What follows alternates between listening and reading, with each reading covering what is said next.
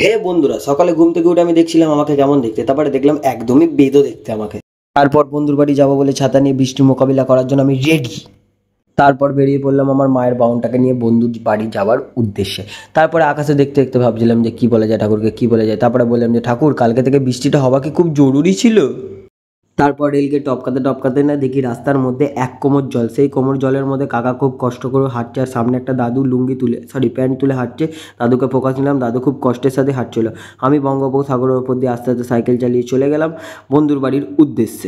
তারপর বন্ধু বাড়ির গলির দিকে তাকাতে দেখি বাবা, এ তো মহাসাগর। মহাসাগরের মধ্যে আমি সাইকেল নিয়ে ঢুকে গেলাম, পুরোই ঢুকে গেলাম, পাও ঢুকে গেল, সব কিছু আমার ঢুকে গেল।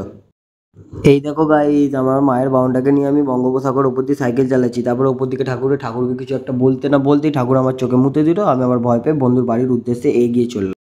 গাইস, আমি আমার বন্ধুর বাড়ির সামনে চলে এসেছি। তো আমার বাহনটাকে স্ট্যান্ড করে আমি এখন দেখছি আমার পাটা কতটা ডুবেছে। অনেকটাই ডুবে গেছে। চলো বন্ধুর বাড়ির গেটটা খুলে আমি বন্ধুর বাড়ির ভেতরে দিকে প্রবেশ করলাম। প্রবেশ করতেই আমার বাহনটার দিকে এবার তাকালাম, ওই যে আমার বাহন। তারপর বন্ধুর বাড়ি থেকে বেরিয়ে বিস্কুট খেতে খেতে মনে পড়লো আমার তো খেলা আছে, খেলতে যেতে হবে।